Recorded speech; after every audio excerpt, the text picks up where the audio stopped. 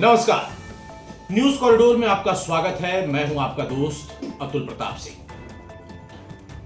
PoK और बलूचिस्तान इस वक्त सबसे बड़ी चर्चा में ये दो खास हिस्से हैं और ये हिस्सा यानी पीओके पाकिस्तान के लिए नासूर बन रहा।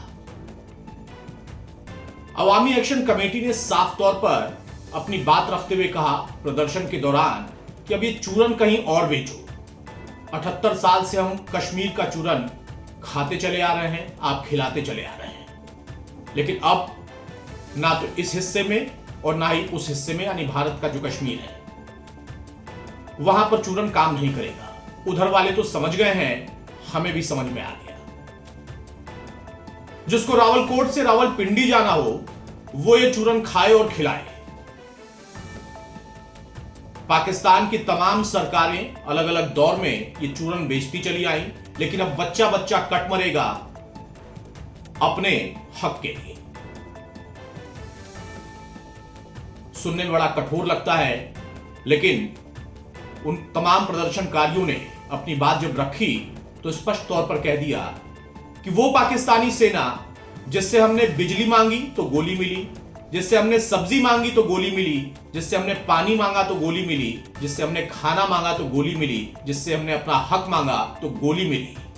और गोली ही नहीं, अब तो यह हालत ये हो गई है कि वो पाकिस्तानी सेना और उनके सैनिक हमारे दुकानों में घुसकर तोड़कर शटर वहां से सामान चोरी कर रहे हैं। ये हमें हक दिलाएंगे। इसलिए कश्मीर के चूरन के नाम पर हम तो समझ चुके हैं कि हमें कुछ नहीं मिलने वाला और हम तो चाहते हैं कि हम उस हिस्से के साथ ही चले जाएं। दरअसल ये मांग ऐसे ही नहीं उठी और ये प्रदर्शन ऐसे ही नहीं हो रहा। पिछले दिनों में तमाम वीडियो सामने आए थे कि कैसे रिहायशी इलाकों में, सुदूरवर्ती इलाकों में, कबीलियाई इलाकों में, कस्बों में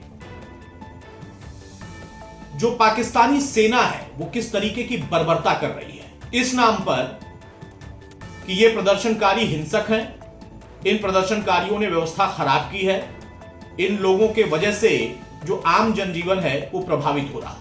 लेकिन सच्चाई इससे कोसों दूर है। प्रदर्शनकारियों के जो प्रतिनिधि हैं उन लोगों ने स्पष्ट कहा कि ऐसी परिस्थिति हमारे सामने इससे पहले कभी नहीं आई थी। हम समस्या से जूझ रहे थे, फिर भी इनके साथ खड़े थे, सालों से इनके साथ खड़े थे। हमें दिक्कतें थी, हमारे परिवार को दिक्कत थी, हमारे घर की औरतों को दिक्कत थी, लेकिन फिर भी हम खड़े थे। लेकिन अब पानी सिर से ऊपर जा चुका है।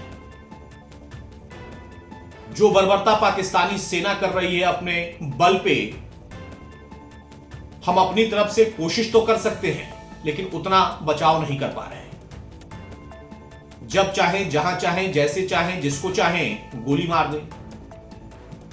कोई अपनी आवाज बुलंद करे तो गोली मार दें, धमकाने लगे। ये नहीं चलेगा।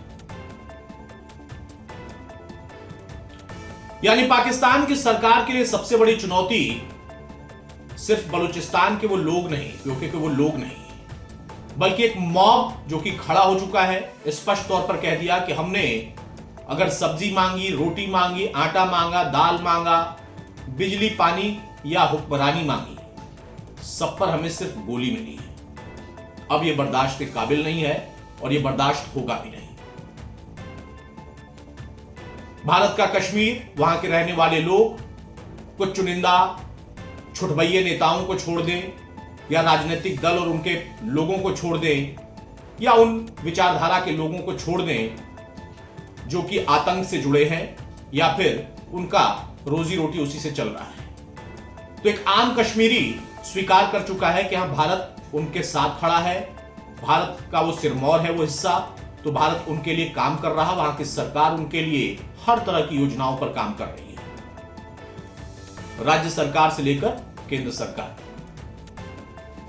लेकिन पाकिस्तान में क्या हो रहा है, और खासतौर से ये जो इलाका है पूरा बलूचिस्तान का, पीओके का इलाका, सिंध का इलाका, खैबर पख्तूनवा, ये सारे इलाकों की स्थिति है क्या?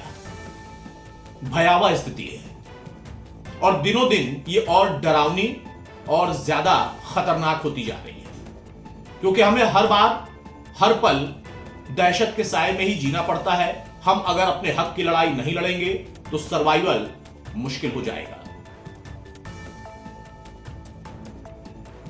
जंगल की सबसे एक आम बात है सर्वाइवल ऑफ फिटेस्ट।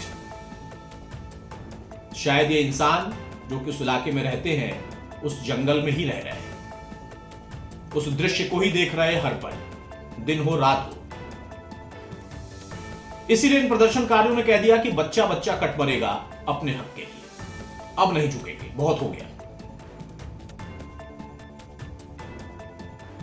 हालांकि पाकिस्तानी सेना, पाकिस्तान की सरकार लगातार इन तमाम दावों को खारिज करती रही है।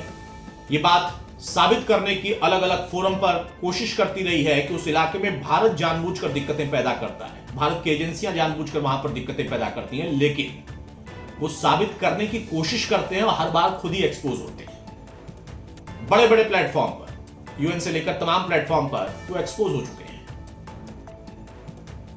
लेकिन फितरत है, जाती नहीं, शर्म आती नहीं। लेकिन इन लोगों ने, इन प्रदर्शनकारियों ने स्पष्ट कह दिया कि यह प्रदर्शन सिर्फ दिखाने के लिए नहीं है, सिर्फ हुक्मरानी या सत्ता पाने के लिए नहीं है, आटा बिजली और रोटी पाने के लिए नहीं है। ये अपने हक की लड़ाई है, हमारी पीढ़ियों के लिए, आने वाले भविष्य के लिए लड़ाई है, और उसे हम पाकर रहेंगे। चुनौती बड़ी खड़ी हो गई है पाकिस्तान के लिए। इसका जवाब वहां की सरकार क्या दे पाएगी, जल्लाद मुनीर कैसे इन लोगों को रोक पाएगा, क्योंकि उसका एक ही तरीका है, सेना का इस्तेमाल करना और इन लोगों पर क्रूरता बरतना। लेकिन ये पहले से ही तैयार बैठे हैं। उनका कहना है कि आइए, आप क्रूरता जितनी करेंगे हम जितना हो सकता है उतना जवाब देंगे, नहीं तो हक के लिए मर जाएंगे। मुश्किल घड़ी है, लेकिन ये प्रदर्शन अब आगे कहां जाएगा, इसके कई और हिस्से हैं जिस पर हम चर्चा कर सकते हैं। कुछ संकेत भारत की तरफ से भी दिए गए हैं। सदन के अंदर अमित शाह का बयान, अभी ताजा प्रधानमंत्री मोदी का दौरा, और उस दौरे में उन्होंने उस मंच से क्या कहा, ऑपरेशन सिंदूर का जिक्र करते हुए।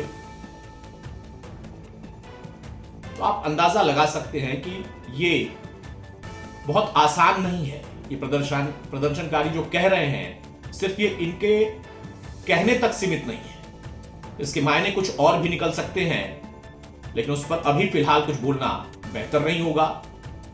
लेकिन मुश्किल पाकिस्तान के लिए जरूर खड़ी हो गई। वीडियो आपको कैसा लगा, कमेंट में अपनी बात जरूर रखें। नमस्कार। न्यूज कोरिडोर्स आप हमें YouTube पर, Instagram पर, X पर और Facebook पर फॉलो कर सकते हैं।